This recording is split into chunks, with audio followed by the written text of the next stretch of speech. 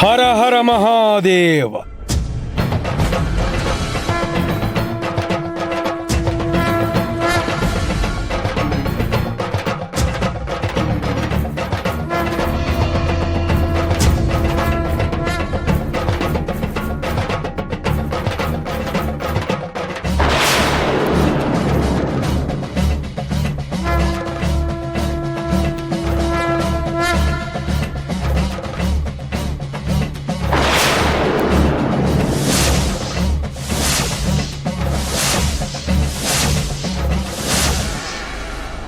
ఓం నమ శివాయ.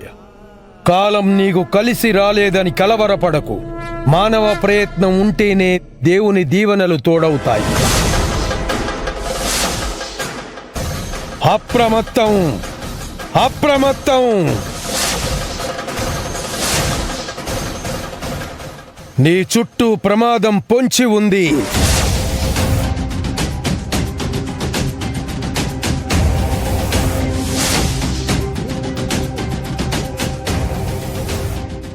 మానవ జీవితమే పరమపద సోపాన వైకుంఠపాళి. నిన్ను ఎత్తుకు చేర్చే నిచ్చెనలే కాదు, నిన్ను కాటు వెయ్యాలని చూసే కాలనాగులు కూడా నీ చుట్టూనే ఉన్నాయి.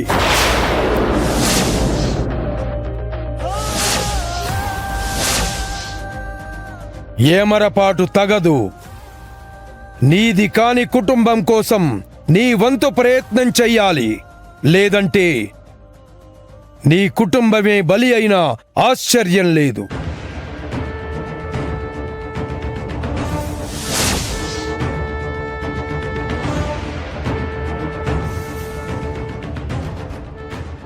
ఏమంటున్నారు స్వామి? మా అభికి ప్రమాదమా? ఏంటా ప్రమాదం? దాని నుండి ఎలా బయటపడాలి స్వామి? తను నా కాబోయే కోడలు. తను కూడా మా కుటుంబమే. నా కోడల్ని, నా కుటుంబాన్ని ఎలా కాపాడుకోవాలి స్వామి? మీరే పరిష్కారం చెప్పండి. ఇంటి దొంగని ఈశ్వరుడైనా పట్టలేడు. ఆ శివయ్య లోక కళ్యాణం చేసేవాడు.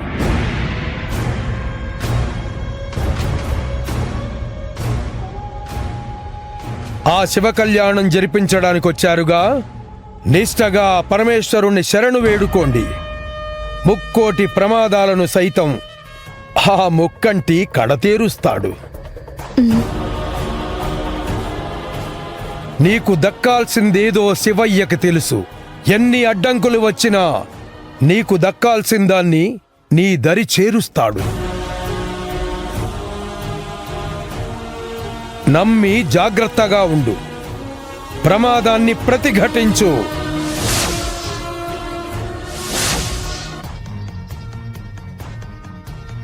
స్వామి అది కాదు. హర హర మహాదేవ. స్వామి, హర హర మహాదేవ.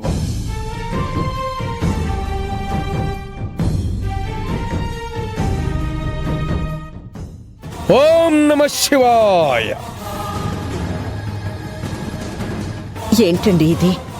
శుభమా అని స్వామి కళ్యాణం జరిపించడానికొస్తే ఆయన ఇలా హెచ్చరించారేంటి? నాకెందుకో కంగారుగా ఉంది. వేద, ఆ శివుణ్ణి మనసారా వేడుకుంటే ఆయనే పరిష్కరిస్తాడని చెప్పాడు కదా. మన చేతుల్లో లేని దానికి మనమేం చేయగలం? ఏ ప్రమాదమైనా సరే మన దరి చేరకుండా చేయమని ఆ శివుణ్ణి వేడుకుందాం.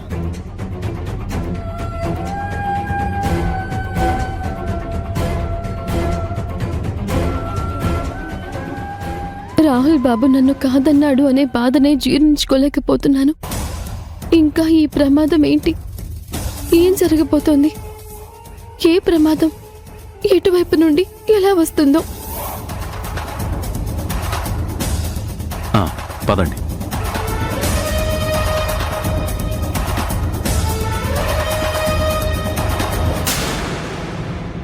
చెప్పిందంతా గుర్తుంది కదా.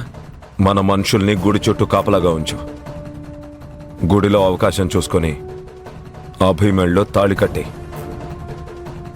దానికి పరిస్థితులు అనుకూలించేలా నేను చూస్తాను. నువ్వు సపోర్ట్ చేస్తే చాలు నాన్న. ఈరోజు నేను అభిని పెళ్లి చేసుకుని తీరుతాను. నా రాజకీయ భవిష్యత్తు కోసం నువ్వు కంటున్న కలలన్నీ నిజమయ్యేలా చేస్తాను. ఈరోజు మాత్రం అభిని నా నుంచి ఎవ్వరూ కాపాడలేరు. ఆ పెళ్లిని కూడా తప్పించలేరు.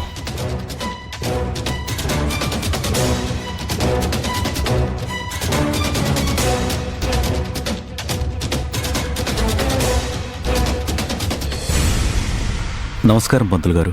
రండయ్యా రండి, మీకోసమే ఎదురు చూస్తున్నాను.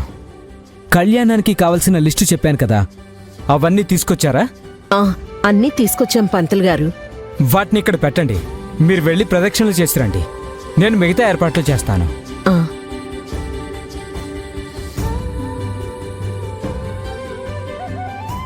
శ్రీకర్, మనం తీసుకొచ్చినవన్నీ మండపంలో పెట్టించు. అలాగే మావయ్య. శ్రీకర్, నేను వస్తానుండు. సరే పద. పంతులు గారు, మా అబ్బాయి వివాహం నిశ్చయం అయిందని చెప్పాను కదా, తన పెళ్లి శుభలేఖలు కూడా వచ్చాయి. మొదటి శుభలేఖ స్వామివారికి సమర్పించాలని తీసుకొచ్చాం. శుభలేఖను కూడా ఇక్కడే ఉంచండి అమ్మా. ఇక్కడే ఉంచితే శుభప్రదం. అలాగే పంతులు గారు. ఆ, అక్కడ పెట్టండి.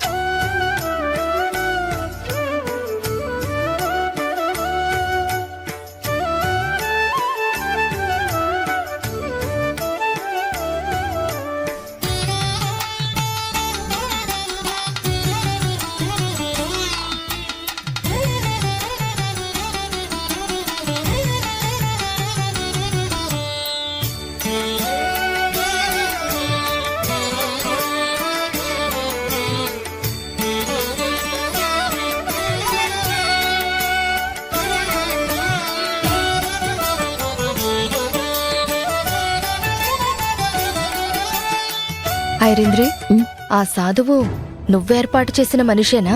అందుకేనా ప్రమాదం అది ఇది అని హెచ్చరించాడు? ఈవిడకు తిన ప్రాణానికి అన్నింటికీ ఓవర్ ఎక్సైట్మెంట్. నేను కాదు వదినా. మరి నీకంటే మించిన ప్రమాదం ఏముంది అభికి? ఐ మీన్, ఏ ప్రమాదమైనా నువ్వే క్రియేట్ చేయాలి కదా. అన్నీ నేనే చేయక్కర్లేదు. కొన్ని కొన్ని వాటంతటవి కూడా జరుగుతాయి. ఓ, అర్థమైందిలే. అంటే నువ్వు ప్లాన్ చేసినట్టుగా కాకుండా న్యాచురల్గా అనిపించేలా ఏదో ప్లాన్ చేసావన్నమాట. కానీ కానీ కామ్గా ప్రదక్షిణ చేయొద్దునా, పెద్దమ్మ చూస్తే తిడుతుంది.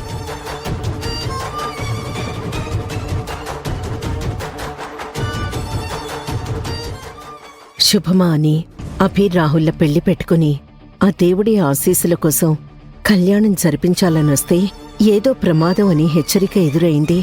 ఏం జరగబోతుందో ఏంటో అని కంగారుగా ఉంది. మహాదేవా, నువ్వే రక్షించాలి స్వామి.